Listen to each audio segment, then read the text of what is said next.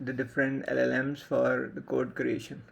Now here I've given a prompt in which there's a reference GitHub URL from where the code has to be picked up, and this is a decentralized application for raising funds, right?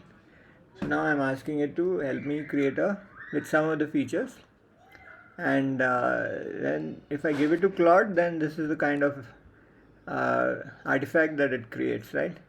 So it has created the entire contract using the latest ownable and re-entranceable and all, right? And it is given in detail like this is what it is. And then also it has created a React component since it could not understand WAGMI and WAME, right? But the code which is generated is using Tailwind and the UI components, and then it has given me the details about the fund creation app, right? And on top of it, it has provided an explanation, right, that what needs to be done and which folder which has to be done.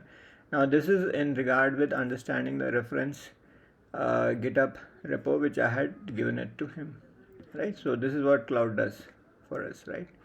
And then I've asked it for a correction, and then it made a correction and gave me another version which does not use the Tailwind CSS, right?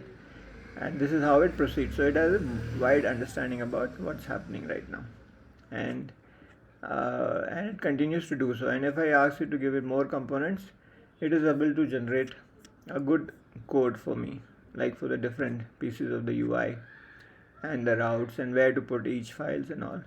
But the only limitation it has is that after a while it says that on a free version that I'm done with you, and please wait for your time or pay me the money to get more help, right? So this is where the Claude is very good at generating a very close code as per your need. If we move the same thing to Perplexity, I asked the same prompt and all, then Perplexity has given me the ways, how to set up the how to clone it and how to do the local setup and all. But if you notice, there is not much code generated, and if it is, it's very brief, right? And then beyond that, like, this is where it ends, right? If you go to Gemini, for example, in the first attempt, Gemini will give the whole story that this has to be done and that has to be done, etc., etc. Then I have to specifically ask for it for source code, right? And then it will give me a disclaimer that okay, I'll give you, but this is the outline and all this stuff, right? And still it's not giving me a source code. It's again giving me an English description or what should go where. And even if it gives me the source code, it is very brief, right? And insignificant to start an application, right? And this is how it ends. Then we go to ChatGPT, right? And then the ChatGPT does this, correct? It has given more information, and there is a better contract, a longer contract, but it doesn't have the latest features and all, right?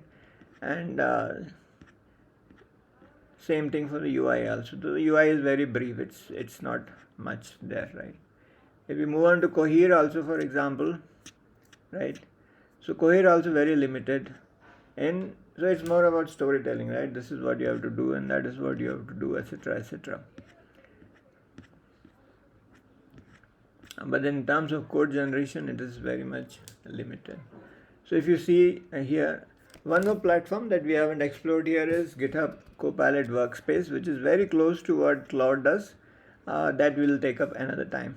But for the time being, if you compare Claude with Perplexity, Gemini, ChatGPT, and Cohere and all, it is far, far better and much ahead in getting a head start to your project creation experience.